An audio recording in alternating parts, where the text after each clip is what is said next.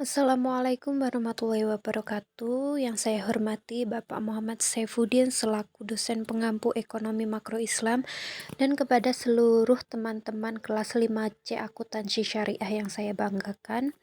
Di sini kami dari kelompok 4 akan mempresentasikan hasil diskusi kelompok kami yaitu tentang stabilitas ekonomi dalam berbagai sistem. Sebelumnya, perkenankan saya untuk memperkenalkan nama anggota kelompok kami. Yang pertama, saya sendiri Rizky Ika Rahmawati, NIM 081. Kemudian rekan saya Nur Aziz, NIM 094. Dan Malinda Toilah, NIM 108. Pandangan aliran monetaris tentang uang.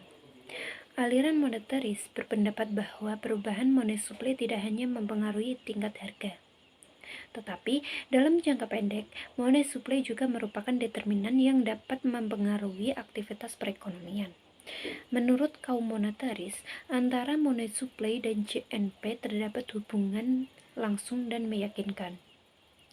Hubungan ini tidak lain adalah monetary velocity yang dapat ditaksir. Oleh karena itu, suatu perubahan money supply akan mengakibatkan perubahan dalam aggregate spending dan GNP dengan jumlah yang dapat diramalkan. Jika money supply ditingkatkan selama periode resesi, maka kenaikan pertama-tama akan meningkatkan kesempatan kerja atau employment dan output real. Sedangkan bila perekonomian sudah mendekati full employment, maka kenaikan GNP akan disertai kenaikan harga-harga. Permintaan akan uang masyarakat itu dirumuskan sebagai suatu fraksi tertentu dari penghasilan mereka, yaitu MD sama dengan KI. Suatu kenaikan money supply akan meningkatkan Y, dan kenaikan Y ini baru akan berhenti apabila money demand sama dengan money supply. Jadi, income akan terus meningkat sampai seluruh kenaikan money supply itu diserap ke dalam kenaikan permintaan uang untuk transaksi. Dalam hubungan ini, moneter sama sekali tidak menyinggung pengaruhnya terhadap tingkat bunga. Oleh karena itu, MD sama dengan KY, maka MD akan sama dengan MS hanya bila income sama dengan suatu fraksi tertentu yang dikalikan dengan money supply. Pandangan aliran Keynesian tentang uang. Berbeda dengan kaum monetaris, kaum Keynesian berpendapat bahwa money supply mempengaruhi JNP melalui jalur yang tidak langsung dan tidak meyakinkan, terutama karena anggapan bahwa velocity tidak stabil baik dalam jangka pendek maupun jangka panjang. Hal ini dijelaskan Keynesians dengan 3 cara. Yang pertama, katakanlah bahwa bank sentral meningkatkan money supply melalui open market operasional. Tetapi kenaikan likuiditas ini tidak dibelanjakan oleh masyarakat, melainkan disimpan di rumah atau boarding. Memang money supply naik, tetapi JNP tidak berubah, maka velocity turun. Inilah yang disebut liquidity trap. Yang kedua adalah perubahan money supply itu tidak akan mempengaruhi JNP apabila pada saat yang sama terjadi perubahan permintaan akan uang. Di sini Keynesian meningkatkan fungsi uang, fungsi money demand yang tergantung pada tingkat bunga. Perubahan tingkat tinggi akan mempengaruhi permintaan investasi dan income. Kalau tingkat bunga tidak berubah, maka investasi dan JNP tidak akan berubah. Misalnya, terjadi kenaikan money supply, tetapi apabila diimbangi oleh kenaikan money demand dengan cara dan jumlah tertentu, maka tingkat bunga tidak akan berubah, sehingga JNP juga tidak akan berubah. Dan yang terakhir adalah anggapan monetaris bahwa masyarakat tidak ingin memegang kelebihan uang dalam kas. Maka apabila ada tambahan uang, kelebihan itu akan segera dibelanjakan. Dalam dunia monetaris, kelebihan uang kas itu akan dibelanjakan untuk aset. Karena itu bisa secara langsung meningkatkan JNP. Tetapi dalam dunia Keynesians, masyarakat akan membelanjakan kelebihan uang kas itu untuk aset finansial, yaitu harga-harga suatu berharga itu akan naik dan tingkat bunganya turun. tetapi JNP masih belum terpengaruh. Nah, kalau turunnya tingkat bunga itu bisa mendorong pengusaha ataupun konsumen meningkatkan keinginan meminjam dana dan lalu dibelanjakan untuk barang dan jasa, barulah JNP akan naik. Jadi menurut Keynesians, jalur money supply mempengaruhi JNP itu tidak langsung dan tidak pasti. Yang selanjutnya adalah perbedaan antara aliran monetaris dengan aliran Keynesian. Menurut aliran monetaris, sumber kestabilan perekonomian adalah tingkat harga. Jika misalnya konsumen dan investasi tidak cukup cepat untuk mengimbangi turunnya investment spending semula, maka unemployment yang terjadi akan menurunkan harga-harga suatu stok uang yang tetap dan harga-harga yang lebih rendah, berarti money supply real lebih besar. Ini akan merangsang spending secara langsung melalui teori kuantitas. Sedangkan menurut Keynesians, money supply real yang lebih besar ini akan menurunkan tingkat bunga dan investment spending selanjutnya masih akan tetap naik. Menurut Keynesians, respon terhadap price effect ada dua, yaitu harga-harga jarang sekali turun dan yang kedua, spending effect terlalu lambat berjalan untuk mencapai full employment. Analisis Keynesians dalam kaitannya dengan kebijaksanaan bank sentral adalah menitik beratkan pada kredit. Menurut Keynesians, uang itu tidaklah begitu penting sampai perjalanannya hingga ke tangan spender yang potensial. Transaksi pinjam-meminjam mungkin diperlukan untuk memindahkan uang dan pemegangnya, pemegang uang atau nganggur, kepada para peminjam atau borrower yang membutuhkannya untuk dibelanjakan. Monetaris menolak pandangan tersebut. Menurut mereka, setiap orang yang memegang uang adalah bertindak pula sebagai spender. Jadi yang perlu diperhatikan adalah uang, dan uang itu mempengaruhi JNP secara langsung. Oke, terima kasih pemateri sebelumnya. Di sini saya akan menjelaskan tentang pemikiran Masud Alam Choudhury tentang uang. Uang sebagai alat tukar tidak terbatas pada dua logam mulia saja, seperti emas dan perak. Tetapi kedua logam ini akan mengalami ketidakstabilan pada saat terjadi ketidakstabilan baik dari sisi permintaannya maupun penawarannya. Dengan demikian, benda apapun dapat dijadikan dan berfungsi sebagai mata uang, termasuk kulit binatang. Oleh karena itu, ketika suatu benda atau barang berubah fungsinya menjadi suatu alat tukar, fungsi fenomenanya akan menegaskan fungsinya atau paling tidak akan mendominasinya sebagai komoditas biasa. Uang secara de facto dan de jure telah menjadi alat pembayaran yang sah sekalipun tidak dilatar belakangi oleh emas. Keduanya dalam hukum sama dengan kedudukan emas dan perak yang pada waktu Al-Quran diturunkan merupakan alat pembayaran yang sah.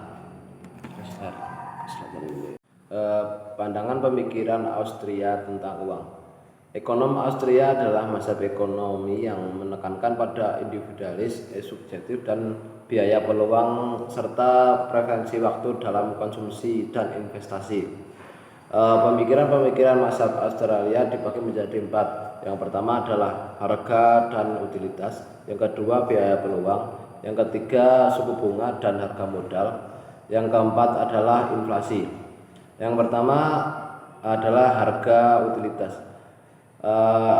Ekonom Australia memandang nilai ekonomi barang dan jasa bersifat subjektif. Seperti contoh, Anda mempunyai sebuah barang yang berharga bagi Anda, tetapi tidak untuk teman Anda. Penilaian subjektif semacam ini menentukan permintaan dan harga dari barang dan jasa itu sendiri. Ketika konsumen menganggap barang bernilai rendah, mereka membeli lebih sedikit dan karena itu harga seharusnya rendah. Pandangan tersebut kontras dengan ekonom klasik yang memandang harga adalah fungsi dari biaya produk.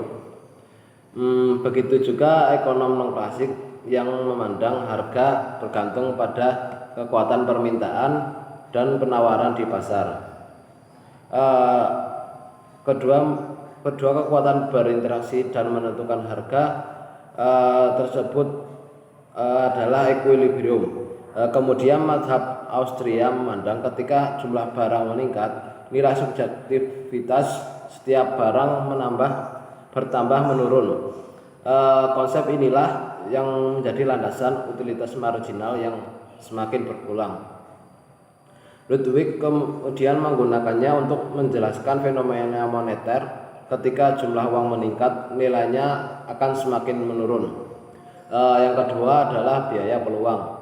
Biaya peluang mewakili alternatif berikutnya yang Anda korbankan ketika mengambil sebuah pilihan dan keputusan.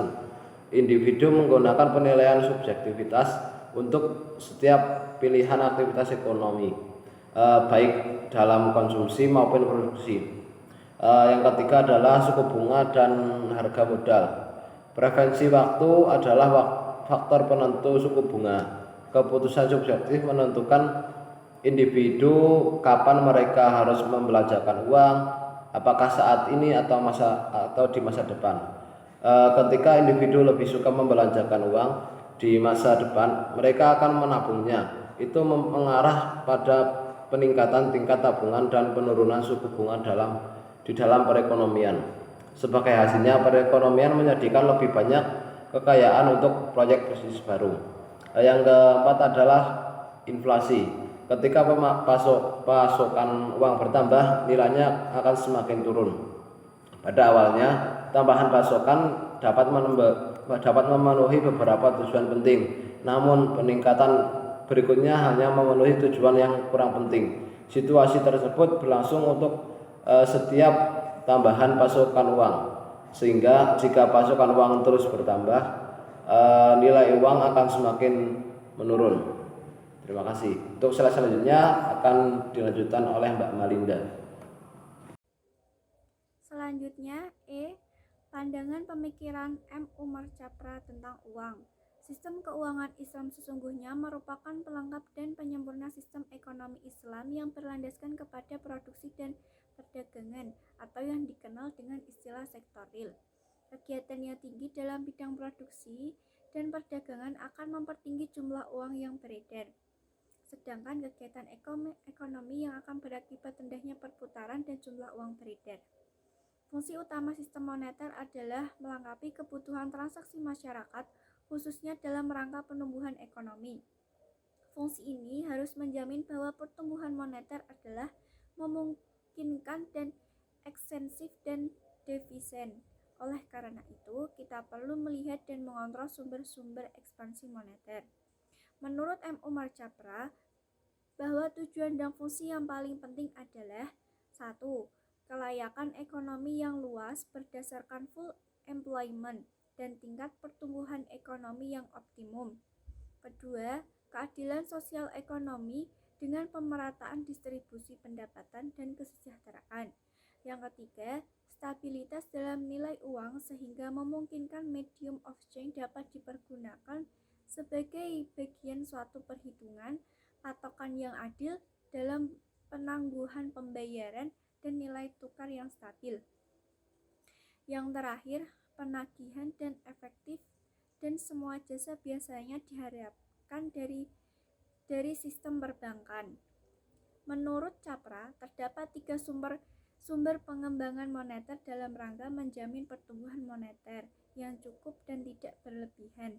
2 diantaranya bersifat domestik, yaitu pembiayaan defisit negara dengan meminjam dari bank sentral dan mengembangkan deposit dengan cara menciptakan bank-bank kredit komersial. Dan ketiga bersifat eksternal berupa monetisasi balance of payment surplus. Yang terakhir, F. Stabilitas mata uang ekonomi dinar dalam konsep ekonomi. Menurut teori ekonomi, Kestabilan nilai mata uang dapat dibagi ke dalam dua aspek. Yang pertama, kestabilan nilai mata uang dilihat dari berfluktuatifnya nilai uang terhadap harga barang dan jasa. Yang lebih lanjut kita rasakan dengan adanya inflasi dan deflasi, atau kestabilan nilai uang dalam konteks closed economy. Yang kedua, kestabilan nilai mata uang dilihat dari berfluktuatifnya nilai uang terhadap nilai uang mata uang negara lain.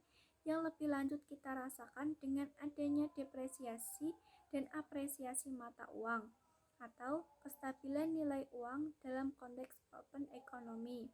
Stabilitas nilai standar emas dalam ekonomi tertutup menggunakan pendekatan quantity theory of money, sedangkan stabilitas standar emas dalam ekonomi terbuka menggunakan pendekatan monetaris model. Demikian adalah presentasi dari kelompok kami. Apabila ada salah kata ataupun ucapan dalam penyampaian materi, kami memohon maaf yang sebesar-besarnya. Semoga materi yang kami sampaikan dapat bermanfaat dan diterima. Sekian, wassalamualaikum warahmatullahi wabarakatuh.